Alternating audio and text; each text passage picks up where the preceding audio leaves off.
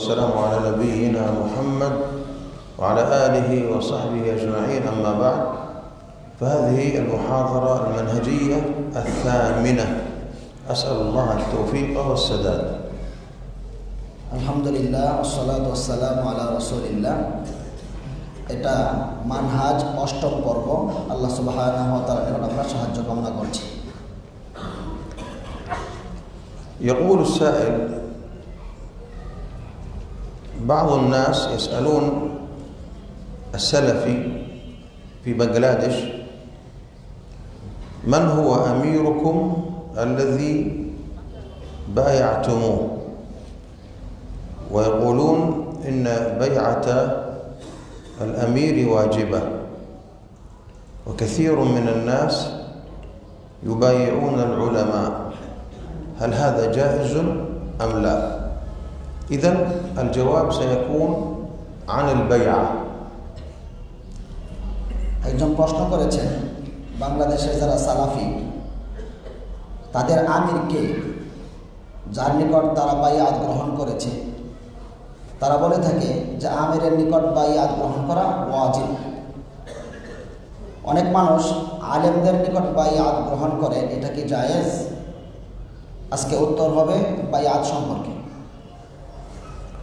الجواب: قد سبق بالأمس ذكر أن الجماعة جماعتان: الأولى ما وافق الحق ولو كنت وحدك، هذه الجماعة العلمية وليس فيها بيعة. উত্তর গতকালকে দার্সে অতিবাহিত হয়েছে। বলা হয়েছে যে জামাআত দুই ধরনের।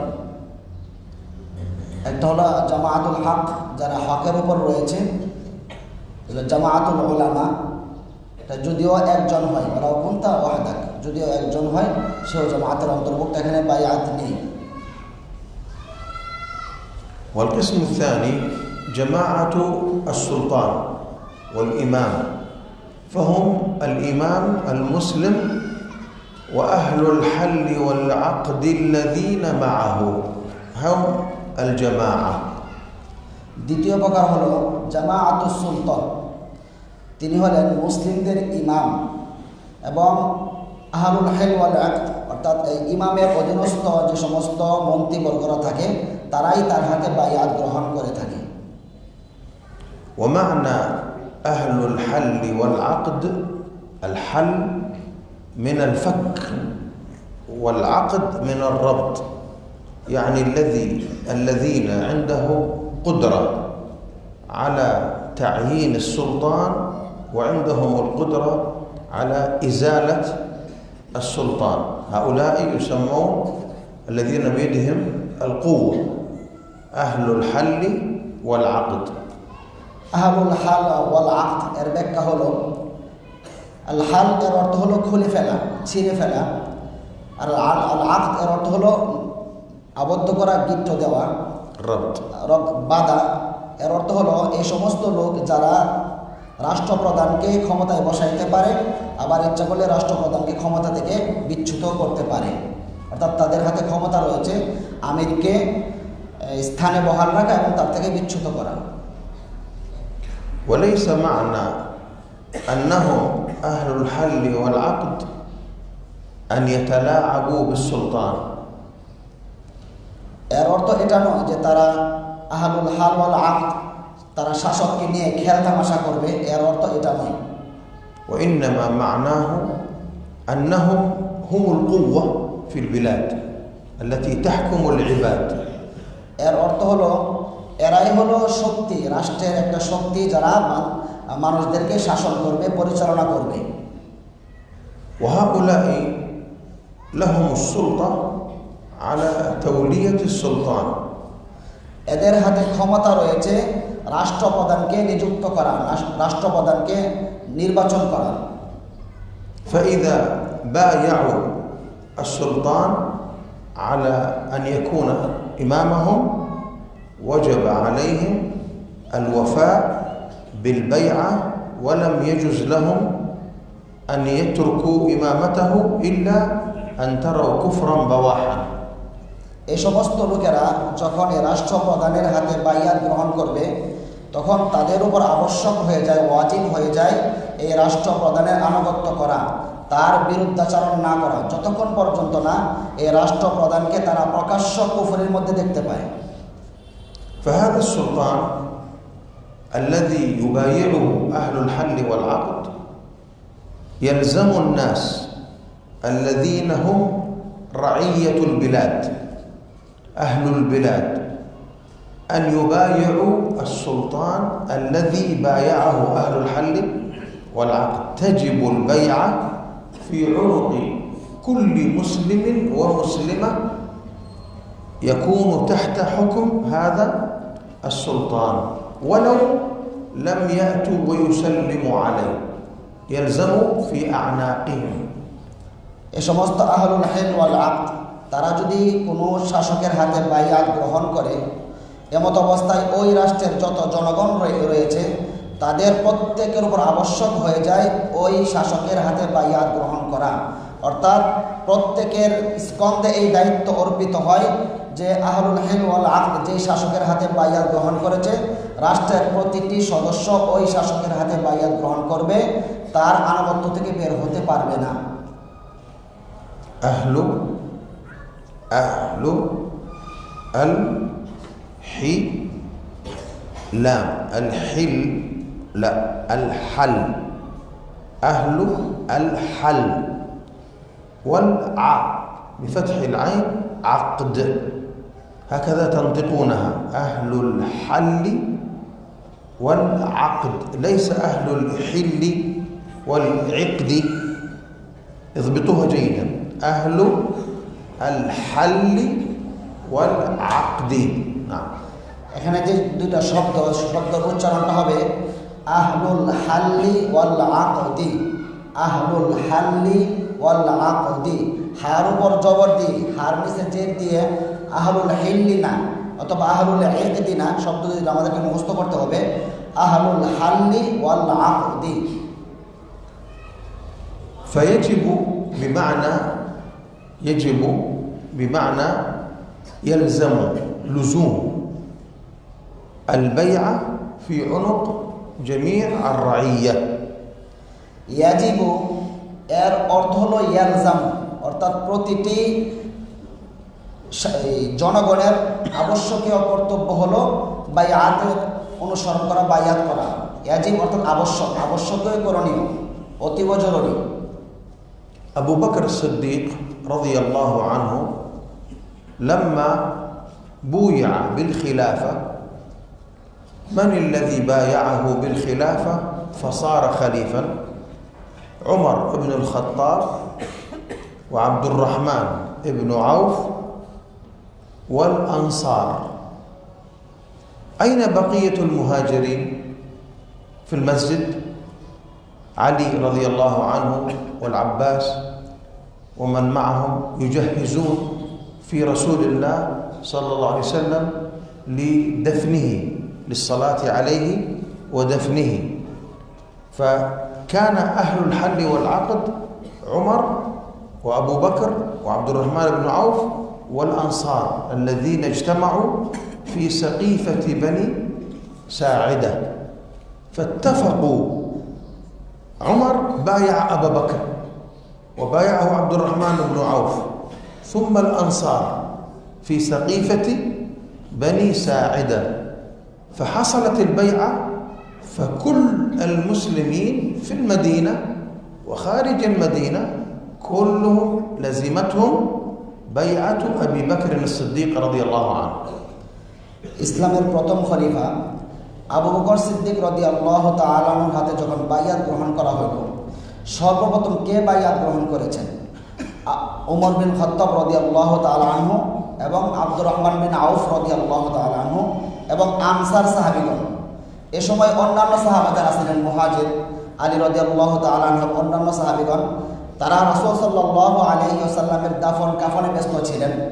কিন্তু সাকিফা বানি সাঈদা, যেটা মসজিদ নববীর পাশে অবস্থিত একটি জায়গা, সেখানে আবু বকর সিদ্দিক রাদিয়াল্লাহু তাআলা আনহু এবং ওমর রাদিয়াল্লাহু তাআলা সহ আনসার সাহাবীরা একত্রিত হয়ে সর্বপ্রথম ওমর রাদিয়াল্লাহু তাআলা বায়াত গ্রহণ করেন আবু বকরের হাতে, তারপর আব্দুর রহমান বিন আউফ বায়াত গ্রহণ করেন, এরপর উপস্থিত আনসার সাহাবাগণ বায়াত গ্রহণ করেন।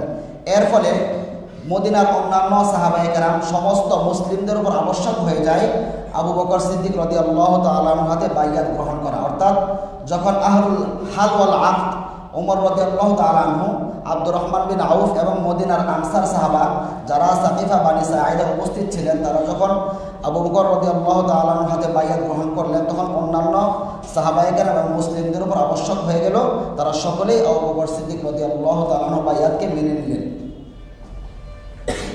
فهمتم؟ سأسألكم سؤالا. তোমরা কি বুঝেছ? আমি তোমাদেরকে একটি প্রশ্ন করব। أبو بكر الصديق رضي الله عنه لما صار خليفة للمسلمين هل كان موجودا في مدن المسلمين في المدينة ومكة والدول والمدن الأخرى صندوق اختيار خليفة أبو بكر عمر سعد بن عبادة؟ ما في، كان بس أهل الحل والعقد قليل. أما باقي المسلمين ما كان موجود ماذا؟ اقتراع، انتخابات لا يوجد. المسلمون يتبعون أهل الحل والعقد، وليس أهل الحل والعقد يتبعون المسلمين. الرعية ليس الرعية الذين يحكمون كما في النظام الديمقراطي يقولون، إنما الذين يحكمون من في الإسلام؟ أهل الحل والعقد. نعم. আবু বকর সিদ্দিক রাদিয়াল্লাহু তাআলা আনহু যখন খলিফা হইলেন, তখন কি ইসলামের যে বিভিন্ন শহর ছিল মক্কা অথবা শাম, ইরাক, ওই সমস্ত রাষ্ট্রে কি ব্যালট পেপার ছিল বা ভোট দেওয়ার কোনো ব্যবস্থা ছিল? কোনো ব্যবস্থা ছিল না। বরং সকল মুসলিমগণ আহলুল হাল ওয়াল আকদের আনুগত্য করেছেন। অর্থাৎ যখন আহলুল হাল ওয়াল আকদ নিজেরা বায়াত গ্রহণ করেছেন, তখন অন্যান্য মুসলিম জনগণের আর কোনো এখতিয়ার ছিল না তাদের পছন্দ মতন এখতিয়ার করার। অর্থাৎ সাধারণ জনগণ তারা আহলুল হাল ওয়াল আকদের অনুগামী হবে, তারা আহলুল হাল ওয়াল আকদের উপর কর্তৃত্ব খাটাতে পারবে না। যেমনটা গণতান্ত্রিক রাষ্ট্রগুলিতে বলা হয় যে জনগণ সকল ক্ষমতার উৎস, বিষয়টা এরকম নয়। ইসলামী রাষ্ট্রের আহলুল হাল ওয়াল আকদ তারা শাসক নির্বাচন করবেন। শাসকের হাতে বায়াত গ্রহণ করলে সকল প্রজা, সকল রাষ্ট্রের সকল নাগরিকের উপর কর্তব্য হবে আহলুল হাল ওয়াল আকদের অনুসরণ করা, তাদের পদাঙ্ক অনুসরণ করা। فلا يوجد في الإسلام نظام ديمقراطية في اختيار الرئيس من جميع الناس، هذا لا يوجد. ইসলাম ধর্মে গণতান্ত্রিক পদ্ধতিতে ইসলামে শাসক নির্বাচন করার কোনো পদ্ধতি নাই। অর্থাৎ সকল মানুষ মিলে একজন নেতা নির্বাচন করবে, এই পদ্ধতি ইসলামে বৈধ নয়, জায়েজ নয়।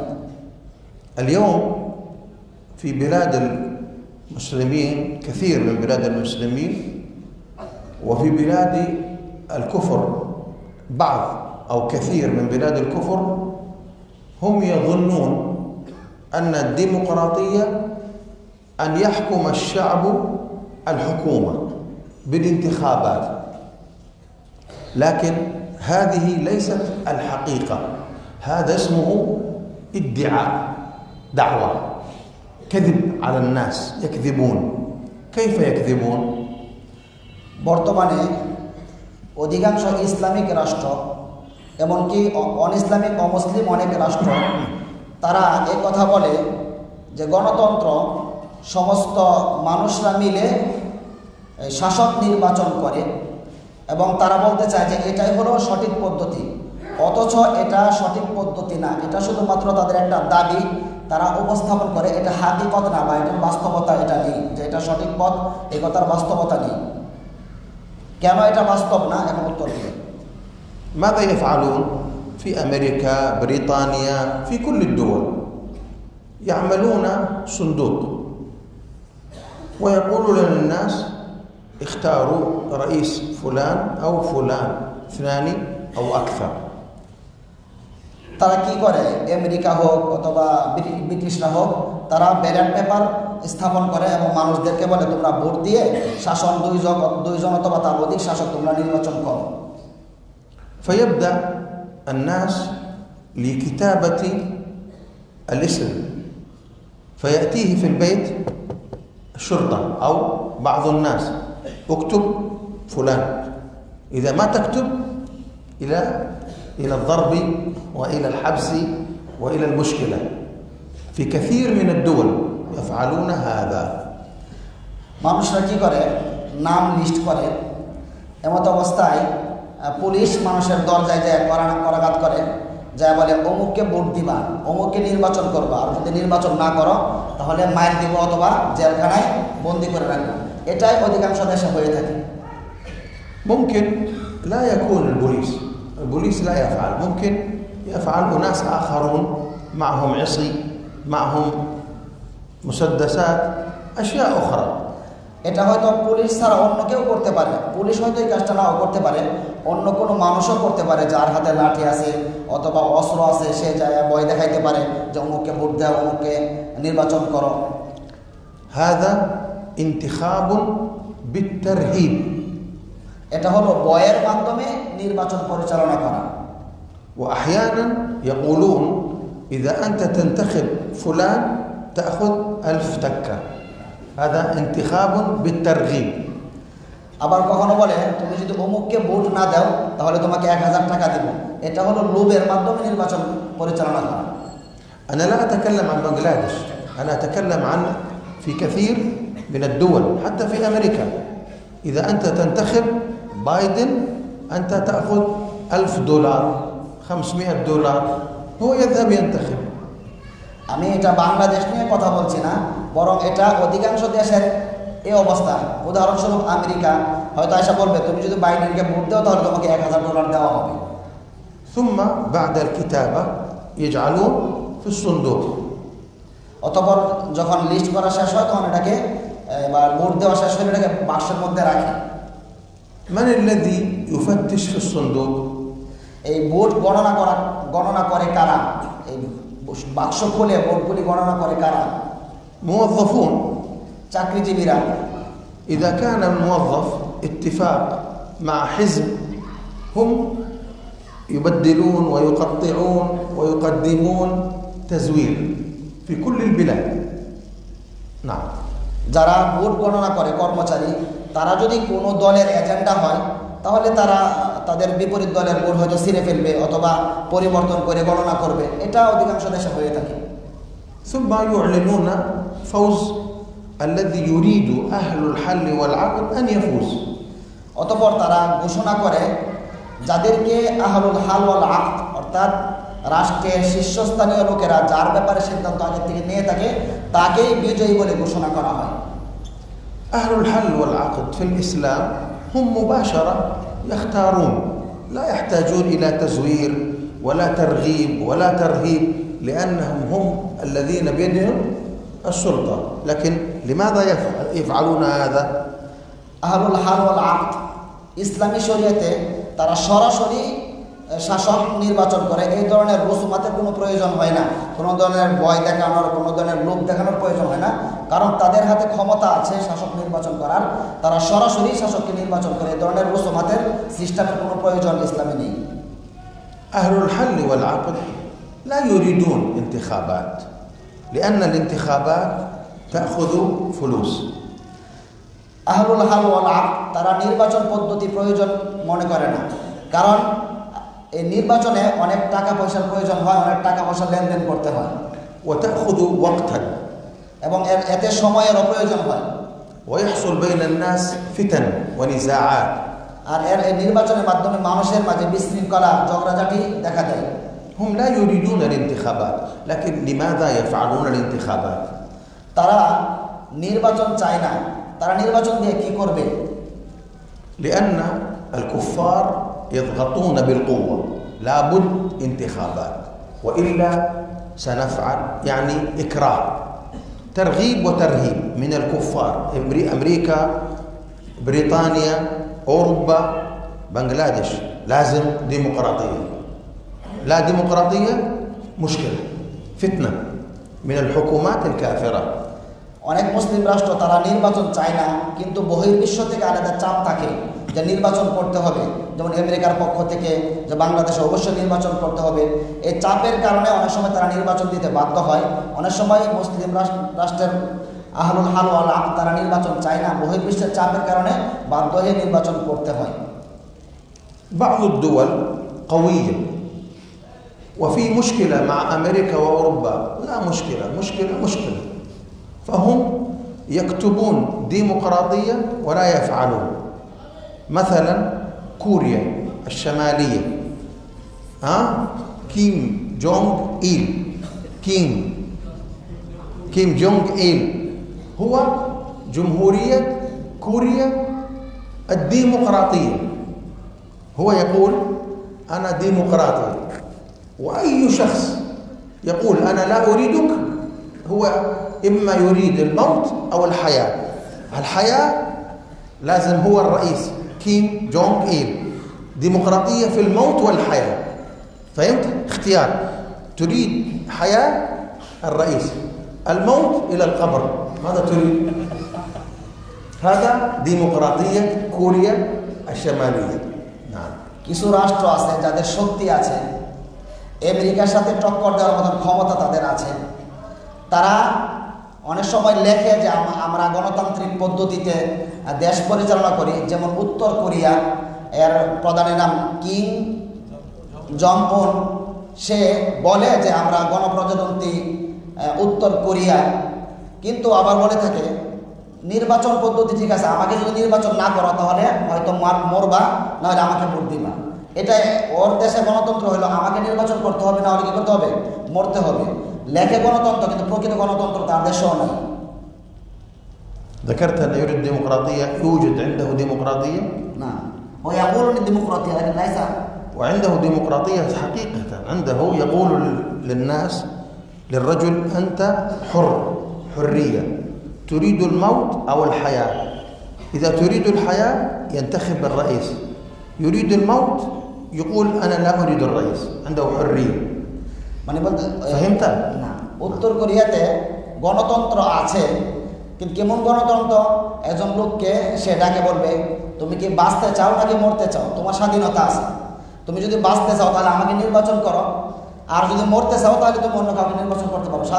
মানে গণতন্ত্র আছে, গণতন্ত্রের উপরে আবার কথা আছে আর কি, যে তুমি স্বাধীনতা আছে, তুমি আমাকে নির্বাচন করতে পারো না করতে পারো, কিন্তু আমাকে নির্বাচন না করলে মরবা, আর আমাকে নির্বাচন করলে বাঁচবা। এই হলো গণতন্ত্র অবস্থা।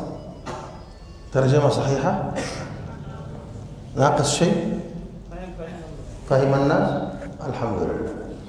لأنكم كما ذكرت لكم تكونون في البداية للتسديد المترجم ومساعدته، لأنه لا يستطيع حفظ كل ما يقال. في سوريا ديمقراطية هكذا مثل كيم جونغ إيل يوجد. ليبيا أول القذافي، يوجد ديمقراطية الجماهيرية العربية الليبية العظمى الديمقراطية ليبيا، وهو أي مخالف يقتل.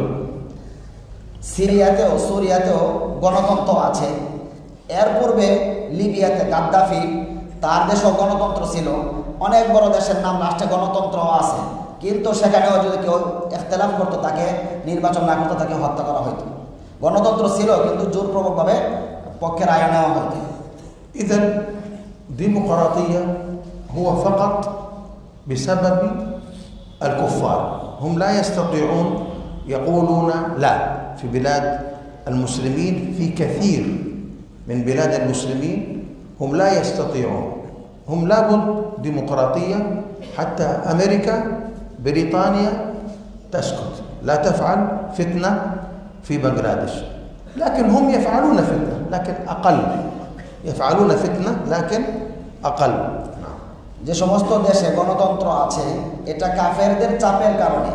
তাদের এই ক্ষমতা নাই যে না বলবে, আমেরিকাকে ব্রিটেনকে বলবে যে না আমরা গণতন্ত্র মানি না, এটা না বলার মতো ক্ষমতা তাদের নাই। যাতে করে আমেরিকা চুপ থাকে, ব্রিটেনেররা চুপ থাকে, এজন্য বাধ্য হইয়া গণতান্ত্রিক পদ্ধতিতে নির্বাচন দিতে হয়, যদিও তাদের ইচ্ছা এই গণতান্ত্রিক পদ্ধতিতে নির্বাচন করার পক্ষে না।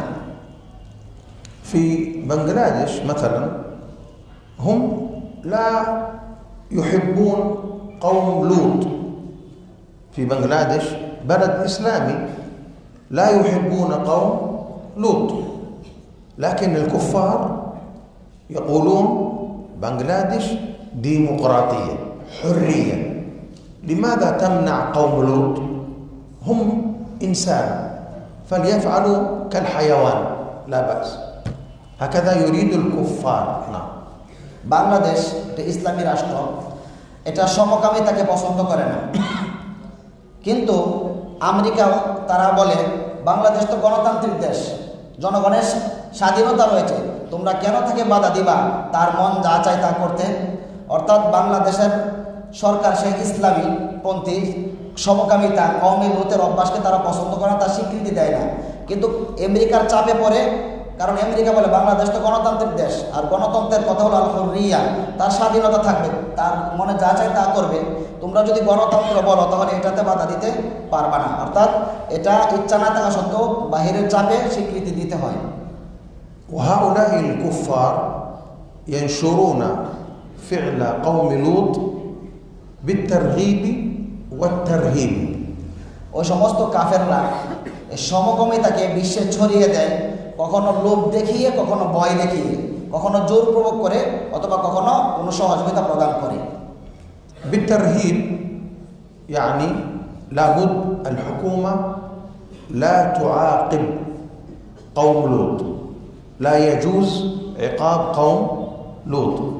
ক্ষমতা প্রদান করে কিভাবে বিস্তার করে, রাষ্ট্রের প্রধানকে বলে দেয় যে রাষ্ট্রের পক্ষ থেকে সমকামিতার কোনো শাস্তি প্রদান করা যাবে না, রাষ্ট্রের পক্ষ থেকে কোনো আইন করা যাবে না সমকামীকে বিচার করার জন্য। وبالترهيب يعطون الفلوس لبعض الناس ليعملوا عمل قوم لوط ثم يصورون وينشرون بنغلاديش يفعلون قوم لوط. আর লোভ দেখে কিভাবে করে, কিছু মানুষকে তারা কিছু অর্থ প্রদান করে, সমকামিতায় লিপ্ত করে, আর এমত অবস্থায় এটাকে ভিডিও করে প্রচার করে যে বাংলাদেশের মানুষ সমকামিতাকে সাপোর্ট করে, পছন্দ করে। وأيضا يعملون أفلام أن رجل يتزوج رجل أو يتزوج يعني امرأة تتزوج امرأة، ويصورون أنهم يعيشون في سعادة وأنهم في فلوس وخير وهم في شر وفي ظلام. نعم. তারা সিনেমা তৈরি করে, সিনেমার কাহিনীটা এরকম থাকে যে একজন পুরুষ আরেকজন পুরুষকে বিবাহ করে, অথবা একজন নারী আরেকজন নারীকে বিবাহ করে, আর চিত্রটা এমনভাবে তুলে ধরে যে তারা খুব সুখে শান্তিতে আছে, তাদের অনেক অর্থ সম্পদ আছে, প্রকৃতপক্ষে তারা অনিষ্টের মধ্যে রয়েছে, বিভ্রান্তের মধ্যে রয়েছে। ويشجعون الرجال ليكونوا نساء ويشجعون النساء ليكن رجالا. لماذا؟ طيب الرجل رجل والمرأة مرأة، هو إذا تحولت المرأة إلى رجل، الرجل موجود، لماذا تتحول؟ للفتنة، تحويل الجنس، حتى الأطفال الصغار لا بد، الطفل الصغير إذا هو ذكر يريد أنثى حلال، لا بد تساعده على فساده، هكذا يريدون عليهم لعنة الله. نعم. তারা পুরুষদেরকে উৎসাহী করে তোলে নারীতে রূপান্তরিত হতে, অথবা নারীদেরকে উৎসাহিত করে তোলে পুরুষে রূপান্তরিত হতে। কেন এটা? পুরুষ যদি নারী হয়ে যায়, পুরুষ তো বিদ্যমান থাকতে আছে, এরকম তো না যে সকল পুরুষ নষ্ট হয়ে যাচ্ছে। আবার নারীরা যদি পুরুষ হয়, নারী জাতি তো বিদ্যমান থাকছে, তারা শিশুদেরকে পর্যন্ত উৎসাহী করে করে তোলে যে তারা যেন কী হয়ে যায়, এই ছেলে থেকে মেয়ে হয়ে যায়, তাদেরকে আগ্রহী করে করে তোলে, অর্থাৎ তাহবিরুল জিন্স, ট্রান্সজেন্ডার যেটাকে বলা হয়, এটা তারা ছড়িয়ে দিতে চায়, অনিষ্টটা বিস্তৃত করতে চায়।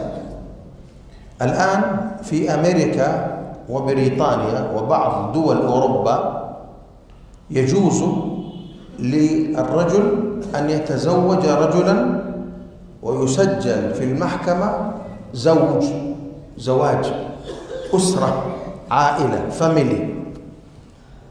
বর্তমানে আমেরিকা অথবা ব্রিটেনে অথবা ইউরোপের কিছু রাষ্ট্রে একটা নিয়ম রয়েছে যে পুরুষকে বিবাহ করতে পারবে এবং কোর্টে এটা লেখা থাকবে যে তারা পারিবারিক বন্ধনে আবদ্ধ হয়েছে, অর্থাৎ তারা পরিবার, এটা কোর্টে লিপিবদ্ধ থাকবে। وإذا حصل طلاق أو فراق أو موت، فراق بطلاق أو موت، يكون بينهما ميراث، الميراث هذا يفعلون الآن. এই যে পুরুষ যে বিবাহ করলো, তাদের কোনো একজন যদি মারা যায় অথবা তালাকপ্রাপ্ত হয়, তাহলে তারা বলে যে তারা উত্তরাধিকারী হবে, অর্থাৎ স্বামী স্ত্রীর ইসলামে যে বিধান রয়েছে উত্তরাধিকারী হওয়ার, তারা এটা বলে থাকে পুরুষে বিবাহ করার পর যদি তাদের ভিতরে বিচ্ছেদ ঘটে, এটা মৃত্যুর কারণে হোক অথবা তালাকের কারণে হোক, তাদের ভিতরে উত্তরাধিকার সাব্যস্ত হবে।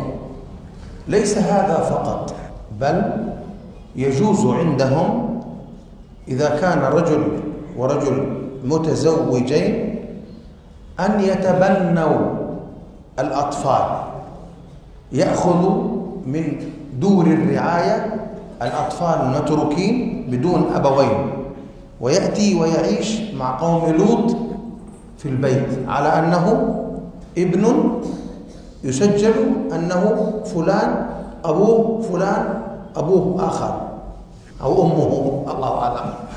শুধু এটাই না, এরা পালক সন্তান গ্রহণ করে, অর্থাৎ এরা তো ছেলে বিবাহ করেছে, এদের তো সন্তান হওয়ার কোনো সম্ভাবনা নাই। তারা হয়তো যেখানে এতিম শিশুদের লালন পালন করা হয়, যাদের বাবা মা নাই, ওইখান থেকে শিশুদেরকে ধরে নিয়ে এসে তারা লালন পালন করে, আর লেখা থাকে যে এই ছেলে অমুকের, তার বাবা হলো অমুক, আর এজন্য তার বাবাই হওয়ার কথা, তার মা হলো অমুক, এরকমভাবে তারা লেখে। فهمتم؟ الآن إذا كان هما من قوم لوط وجاء طفل صغير عمره 12 سنة، ابنه هو ليس ابنه، هو ابن الناس، ألا يفعل فيه فعل قوم لوط أيضا؟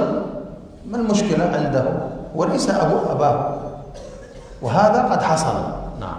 এরা দুইজন তো সমকামী, অর্থাৎ ছেলেকে বিবাহ করেছে, তারা আরেকজন 12 বছর বয়সের শিশুকে তাদের কাছে নিয়ে এসেছে লালন পালন করার জন্য। এরা তো মূলত এদের ছেলে না, বা এই ছেলের বাবা এরা না। এই দুইজন যে এই শিশুর সাথে এই সমকামিতায় লিপ্ত হবে না, এর কোনো প্রমাণ আছে বা এর কোনো মানে আছে? কারণ এর তো কোনো, বরং এরকমটা সংঘটিত হয়েছে, যাকে লালন পালন করার জন্য নিয়ে আসছে ওই শিশুর সাথে তারা সমকামিতায় লিপ্ত হয়েছে। حصلت قصص كثيرة، قصة منها رجلان تزوجا وهما من قوم لوط، ثم تبنيا ولدين.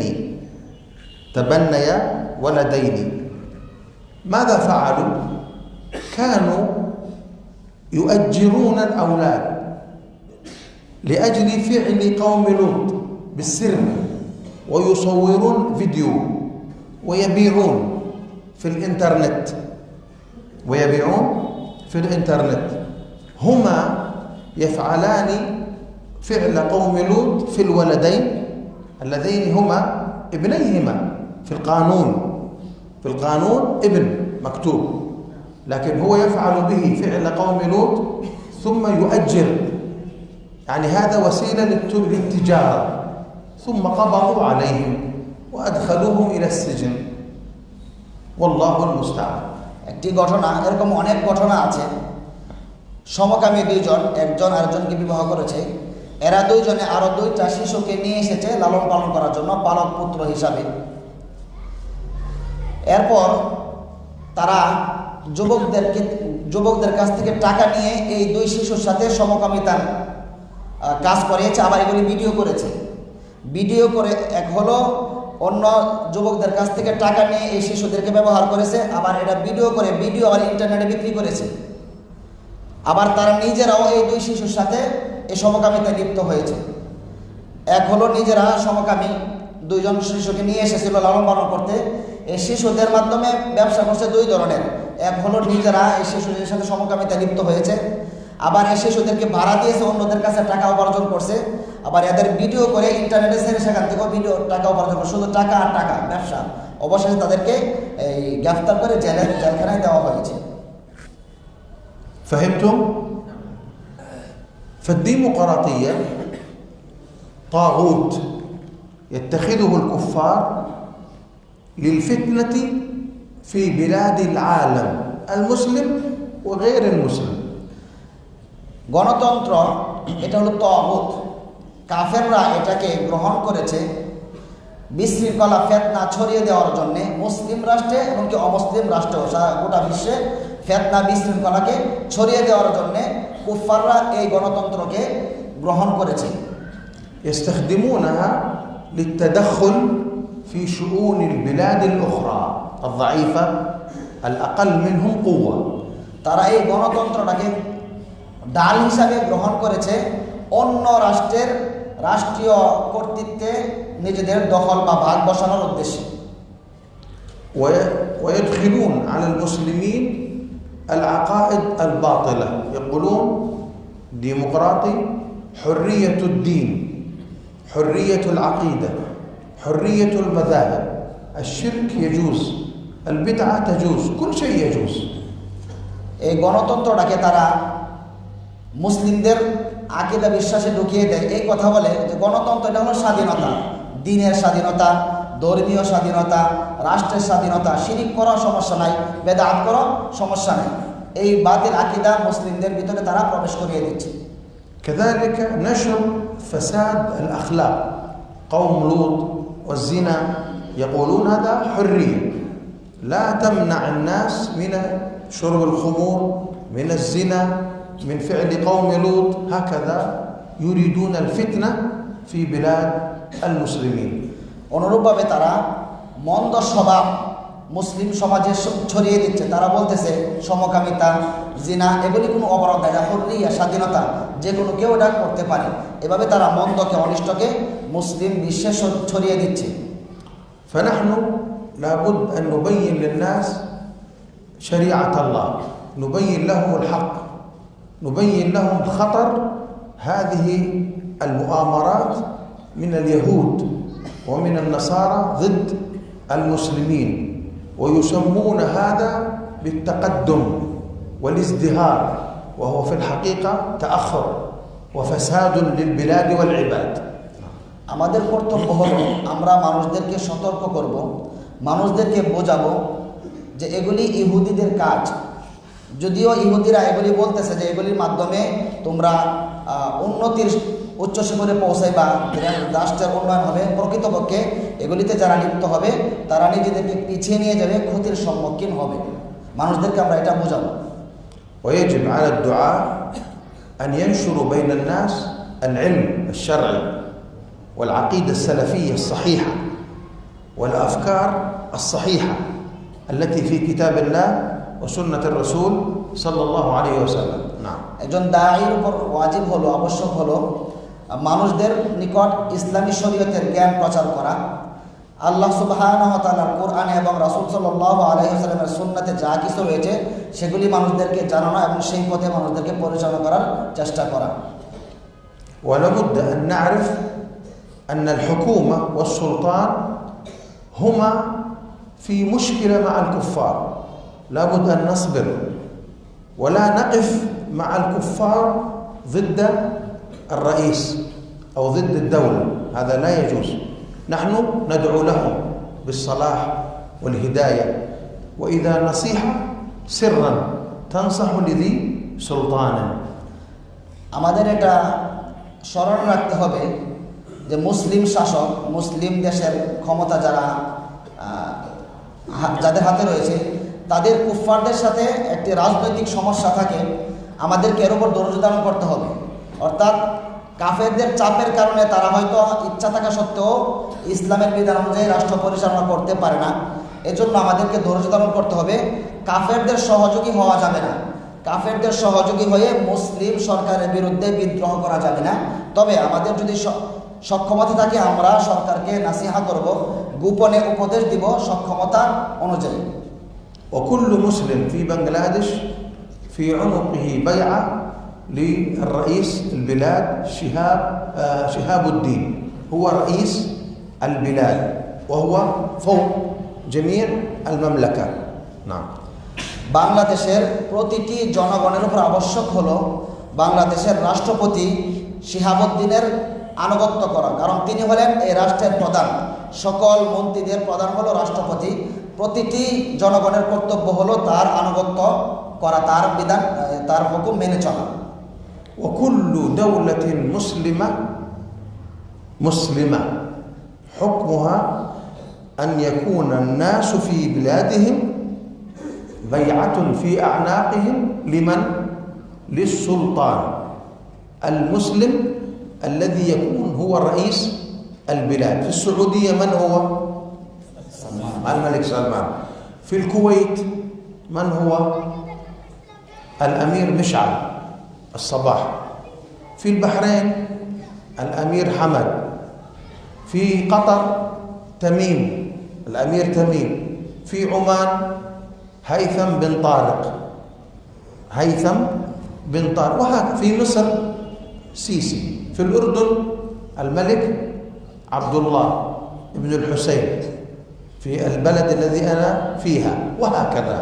البلد الذي يحكمه مسلم. نعم. প্রতিটি মুসলিম দেশের জনগণের উপর আবশ্যক হলো তাদের রাষ্ট্রপ্রধানের আনুগত্য করা। প্রত্যেকজন জনগণ, মুসলিম রাষ্ট্রের প্রতিটি জনগণের উপর আবশ্যক হলো তার রাষ্ট্রপ্রধানের আনুগত্য করা। যেমন সৌদি আরবের রাষ্ট্রপ্রধান সালমান বিন আব্দুল আজিজ, কাতারের রাষ্ট্রপ্রধান মিশাল,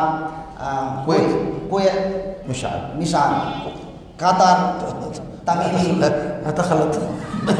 অর্থাৎ এখানে শেখ কয়েকটি রাষ্ট্রপ্রধানের নাম উল্লেখ করেছেন। ওই দেশের মুসলিমদের ওই রাষ্ট্রপ্রধানের আনুগত্য করা প্রত্যেকের উপর আবশ্যক। প্রত্যেকের স্কন্ধে তার বাইআত মেনে চলার দায়িত্ব অর্পিত রয়েছে। طيب لو قال لكم قائل البيعة لا تصح إلا أن يكون المسلمون عندهم إمام واحد، هل هذا الكلام صحيح؟ نعم. কেউ যদি বলে যে সকল মুসলিমদের উপর কর্তব্য হলো একজন রাষ্ট্রপ্রধানের হাতে বাইআত গ্রহণ করবে, অর্থাৎ গোটা মুসলিম বিশ্ব একজন ইমামের হাতে বাইআত গ্রহণ করা আবশ্যক, এই কথাটা কি সঠিক? কেউ যদি এই কথা বলে, হ্যাঁ, هذا كلام باطل. ما هو الدليل؟ এই কথাটা ভ্রান্ত একটি কথা। এর দলিল কি? من يعرف الدليل؟ نعم. في زمن النبي صلى الله عليه وسلم موجود دول كثيرة مثل مدينة الرسول صلى الله عليه الصلاة والسلام، وحبشة النجاشي وهو مسلم، وأمم عبد القيس، بني عبد القيس، وهكذا. ما شاء الله. الطلاب البنغاليون يفهمون المنهج السلفي. أحسنت. هكذا كثير من المسلمين من السلفيين لا يفهمون هذا الكلام. فهمتم؟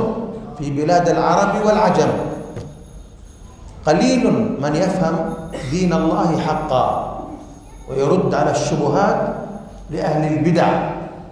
طيب، البيعة للسلطان فقط، لا تجوز أن تبايع الشيخ، الأستاذ، رئيس الجماعة، لا يجوز. قال صلى الله عليه وسلم: من بايع إماما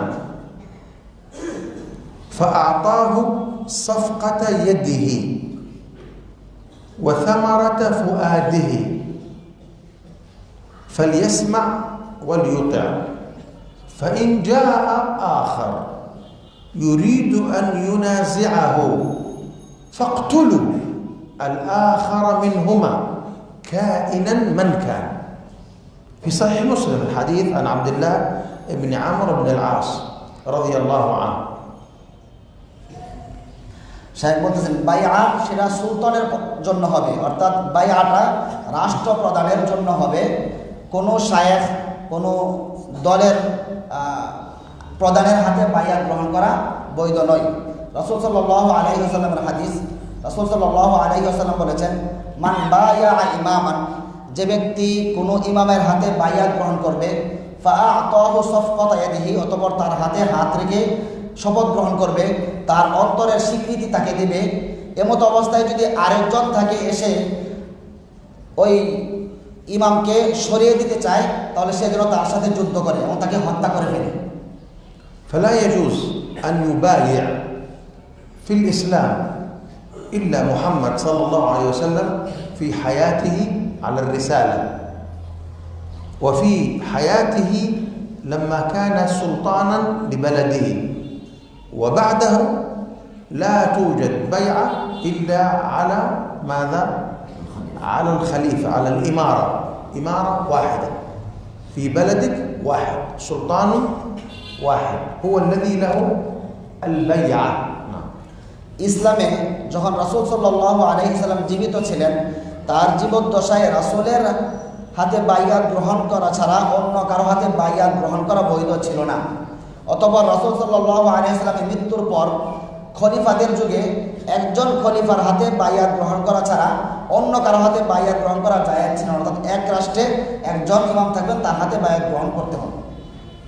إذا كان مسألة، إذا كان طبعا موضوع البيعة سنكمل في درس آخر إن شاء الله، بقي أمور كثيرة. بنغلاديشي بنغالي إذا ذهب إلى السعودية للعمل أو للدراسة، أو ذهب إلى الأردن للشغل للعمل أو غير ذلك، فمن هو إمامه؟ شهاب الدين. حتى وهو في السعودية وهو في الأردن وهو في أمريكا، كل بنغالي يحمل باسبور، هذا بمثابة العهد، بمثابة البيعة. هذا أنت رئيسك شهاب الدين، في أي مكان أنت سلطانك شهاب الدين. طيب، وفي السعودية كينج سلمان، ملك سلمان هو ولي أمر السعوديين، أنت بنغلاديشي، ولكن تحترم البلاد، القانون. أنت جئت للعمل فيزا يوجد قانون، أنت وقعت العقد مثل شركة، عقد إيجار، عقد بيع، عقد شراء، أنت وقعت عقد فيزا. إذا جئت إلى السعودية تلتزم بالنظام، لكن البيعة في عنقك لمن؟ فقط خليفة واحد. فهمتم؟ سعودي في السفارة هنا ليس رئيسه شهاب الدين، رئيسه من؟ الملك سلمان. طيب في بنغلاديش هو يحترم النظام، يحترم النظام. نعم. একটি মাসআলা, উদাহরণস্বরূপ একজন বাংলাদেশি কাজ করার উদ্দেশ্যে সৌদি আরব গেল, অথবা লেখাপড়ার উদ্দেশ্যে সৌদি আরব গেল, অথবা জর্ডান গেল, অথবা অন্য যে কোনো রাষ্ট্রে গেল, সে বিশ্বের যেখানেই থাকুক না কেন, বাংলাদেশি তার ইমাম হলো বাংলাদেশের রাষ্ট্রপতি শিহাবুদ্দিন। সে বিশ্বের যেখানেই থাকুক না কেন, তার ইমাম বা তার নেতা হলো শিহাবুদ্দিন, বাংলাদেশের রাষ্ট্রপতি। তবে সে যে সৌদি আরব থাকে, তাহলে সে সৌদি আরবের বিধান কি? সৌদি আরব এর দৃষ্টিকোণে তার অবস্থান কী হবে? সৌদি আরবের বাদশাহ হলো মালিক সালমান, তিনি সৌদি আরবের জনগণের বাদশাহ। তবে আমি বা আপনি যে সৌদি আরব গিয়েছি, আমি তো একটি ভিসা নিয়ে গিয়েছি, চুক্তিবদ্ধ হয়ে গিয়েছি। আর ভিসা একটা নীতি আছে, আমি যতদিন ওই দেশে থাকবো ওই রাষ্ট্রের নিয়ম ফলো করে চলবো। আমার আমির কিন্তু ওই দেশের রাষ্ট্রপ্রধান হবে না, আমি ওই দেশের নিজাম অনুযায়ী, ভিসা নীতি অনুযায়ী আমার সময়টা ওই দেশে পার করব। তো আমার ইমাম, আমার নেতা একজন ছিল, আমার রাষ্ট্রের প্রধান তিনি। আমি যেই দেশে থাকি ওই দেশের রাষ্ট্রপ্রধান আমার রাষ্ট্রপ্রধান না বা আমার ইমাম না, তবে আমি তার দেশে থাকা অবস্থায় তার রাষ্ট্রের আইন মেনে চলতে হবে। উদাহরণস্বরূপ বাংলাদেশে সৌদি দূতাবাসে যারা কাজ করে, সৌদি আরবের লোক, তাদের ইমাম কিন্তু বাংলাদেশের রাষ্ট্রপতি শিহাবুদ্দিন না, বরং তাদের ইমাম হলো সৌদি আরবের বাদশাহ মালিক সালমান। তবে বাংলাদেশের অবস্থানকালে তারা বাংলাদেশের নিয়ম নিজাম অনুযায়ী তাদের জীবন পরিচালনা করবে। অর্থাৎ একজন মুসলিম সে যেখানেই থাকুক না কেন, তার ইমাম হলো ওই তার নিজ দেশের রাষ্ট্রপ্রধান, তবে সে যেখানে থাকবে সেই দেশের নিয়ম কানুন মেনে তাকে জীবন পরিচালনা করতে হবে। فهمتم؟ سبحانك اللهم وبحمدك أشهد أن لا إله إلا أنت أستغفرك وأتوب إليك.